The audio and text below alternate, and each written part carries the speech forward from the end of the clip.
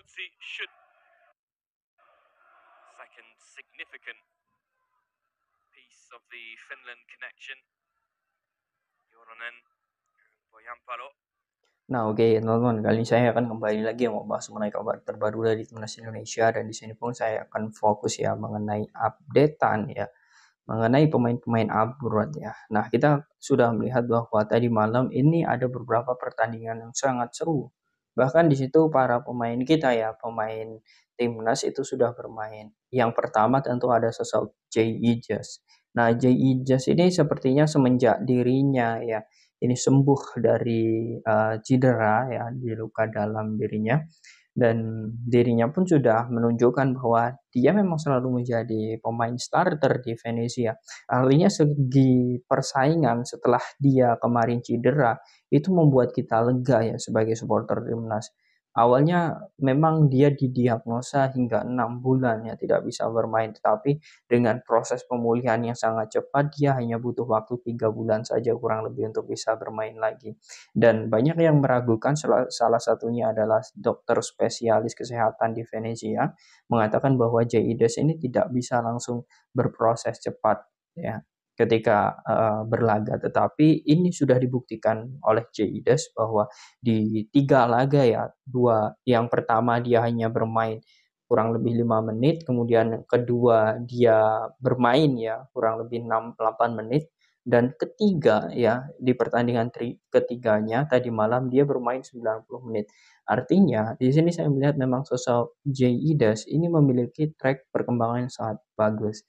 Nah, ini bisa menjadi angin segar ya bagi timnas, apalagi kita melihat bahwa untuk di bulan 3 nanti kita akan bertemu dengan Vietnam. Dan semoga saja dengan konsistensi dari sosok Jay Idas ini sangat dibutuhkan bagi timnas Indonesia.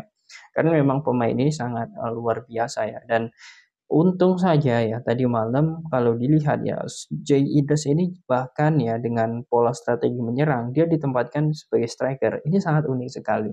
Dan walaupun Venezia gagal menang ya karena ditahan imbang oleh Modena yang saat ini berada di peringkat 8 klasemen. Ini artinya memang Venezia saat ini sedang bersaing di puncak ya, puncak atau di posisi klasemen papan atas dengan ini tontonnya poin 45 ya. Itu sama dengan ini tonton di atasnya ya. Iya, ini Parma.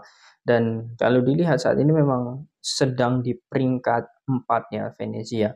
Di peringkat 3 itu poinnya sama 45, kemudian di peringkat 1 itu poinnya 52. Artinya memang kita masih memiliki harapan dan terkhusus untuk JIDES untuk bisa meloloskan Venezia ya di Serie A Italia musim depan. Oke, itu untuk kabar dari sosok JIDES yang memang perkembangannya sudah signifikan. Kemudian untuk Marcelino Ferdinand tadi malam juga berhasil ya membantu timnya ini menang dengan skor 4-2. Dengan hasil kemenangan KMS Kadinje ini membuat klasmen ya dari KMS Kadinje saat ini di peringkat 3 dan masih memiliki peluang juga untuk lolos di Liga Belgia musim depan. Dan Marcelino di sini saya melihat memang dia hanya tampil 1 menit ya.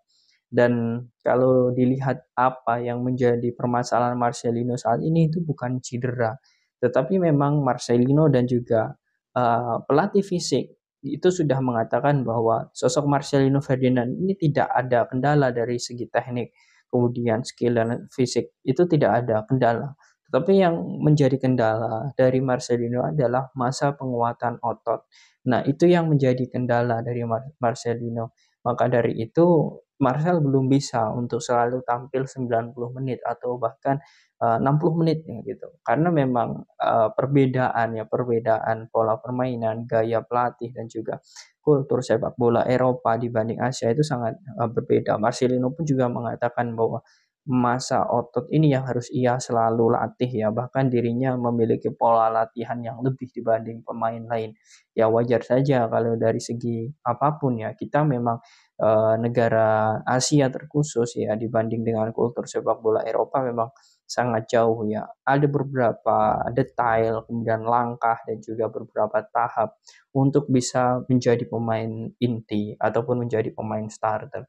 Ya menurut saya kita sebagai supporter jangan baper ya. Kita jangan baper sedikit-sedikit menyalahkan pelatihnya, kemudian menyalahkan klub yang mengatakan bahwa Marcel ini hanya menjadi ajang promosi atau marketing saja. Menurut saya itu tidak benar karena memang persaingannya itu sangat susah dan apakah ke depan Marcelino ini akan memiliki proses yang sangat baik ya? Jawabannya iya, itu masih ada. Harapan Marcelino untuk selalu berkembang itu masih ada selagi dirinya selalu konsisten. Karena menurut saya ya, Marcelino ini berbeda dibanding sosok Egy ataupun Witan. Bukan berarti saya membanding-bandingkan ya, tetapi kita sudah melihat ketika Egy debut di Eropa, kemudian Witan debut di Eropa dibanding dengan Marcelino. Marcel dari segi mental sepertinya dia seperti seolah dia bermain dengan orang-orang lingkungan, ya lingkungan dia sendiri, karena dia selalu bercanda, kemudian berkomunikasi dengan tim yang sangat baik. Nah ini artinya bisa membongkar semangat dirinya untuk selalu betah di Eropa. Dan kalau dilihat ya, apakah Marcelino itu bisa berkembang ke depan? Ya menurut saya ini masih bisa karena kita masih bersyukur sekali ya di KMS Kadienje dia selalu menjadi pemain di tim utama ya, pemain yang selalu dibawa di tim utama. Ini berbeda jauh dengan pemain Singapura ya, Ilham Fandi ya, yang juga memang ini adalah rekan satu tim dari Marcelino. Bahkan dirinya jarang untuk mendapatkan menit bermain di tim utama. Rata-rata Ilham Fandi ini bermain di klub ya ataupun di tim B ya, di tim U23-nya KMSKD Inja. Nah, ini membuktikan bahwa Marcelino ya dari segi kemampuan, kemudian mental ya, kemudian fisik ya, kemudian teknikal ini sudah mampu untuk dikuasai secara lebih baik. Hanya saja masa otot, kemudian penguatan otot ini memang perlu. Karena kalau kita hanya mengandalkan postur tubuh Marcelino ya, di saat usianya yang masih relatif muda, dia juga belum terlalu terbentuk. Dan ini seharusnya nanti bisa diperbaiki ke depan selama dia di Eropa, agar dirinya mampu untuk bersaing bersama pemain-pemain Eropa yang sangat bagus. Nah, ini untuk sosok Marcelino. Oke, kemudian selanjutnya ada sosok Shane Patinama. Patinama untuk tadi malam ya, ini memang timnya kalah ya saat menghadapi KA Agen ya. Dan dia pun hanya bermain 13 menit ya di babak kedua. Dan hal ini pun membuat Cassiopen ya saat ini berada di Drit 2 ya di zona merah degradasi ya. Dan ini kalau tidak keluar ya tentu untuk musim depan bisa saja Cassiopen ini akan menjadi ini ya turun kasta ya di kasta kedua. Dan dilihat dari segi kontrak, Watinama ini dikontrak hingga 2026. Artinya memang awalnya ya bersama Viking dia selalu di papan atas di Liga Norwegia.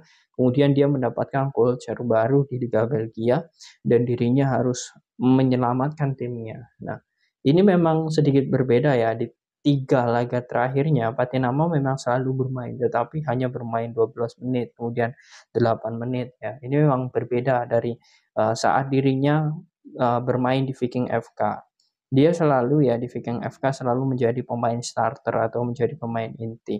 Nah, ini bukan berarti kualitas performa dari Patinama itu menurun ya bersama KS Wepen. Tidak, tetapi ini lagi-lagi adalah faktor strategi pelatih dan juga persaingan yang memang sangat berbeda mencolok sekali ya. Bahkan saat ini Liga Belgia pun menempati peringkat 7 Liga terbaik Eropa.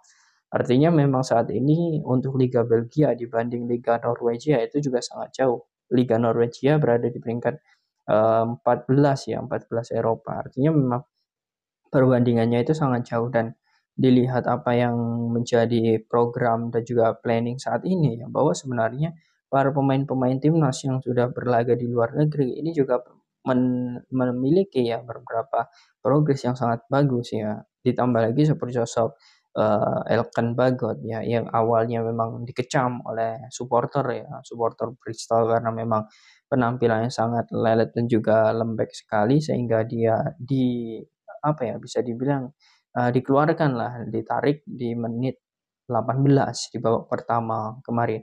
Kemudian di pertandingan tadi malam dia membuktikan bahwa dia adalah pemain yang bisa menjadi pembeda dan berhasil ya. Dia walaupun Bristol kalah dengan skor 3-1 dia mampu untuk menyumbangkan assist dan ini menurut saya menjadi hal poin yang plus untuk ke depan agar Elkan Bagot ini mampu untuk bisa bersaing di Bristol ya di divisi 3 Championship atau Liga Kasta ketiga Liga Inggris. Nah, kemudian selanjutnya ya, kalau dilihat saat ini memang ada beberapa kabar seperti Asnawi, ya, kemudian Arhan yang juga sudah mulai bermain bersama klubnya. Dan semua ini ya menurut saya ya dari apa yang sudah saya jelaskan di sini semuanya sudah memiliki perkembangan ke arah yang lebih baik. Dan ini akan menjadi motivasi besar bagi para pemain timnas yang lain untuk menghadapi Vietnam agar nantinya kita bisa bersiap bahwa dengan adanya pemain-pemain abroad ini yang sudah panas duluan ya, yang sudah selalu bersaing di level Eropa ini, semoga saja ini bisa nantinya untuk membuat timnas Indonesia mengalahkan Vietnam di 2 leg. Nah, bagaimana menurut kalian teman-teman dengan persiapan timnas Indonesia ini? Apakah kalian yakin nantinya dengan adanya pemain-pemain keturunan yang sudah bersaing di Eropa ini akan mampu untuk menjadikan Indonesia lolos untuk di fase selanjutnya? Silahkan kalian tulis di kolom komentar.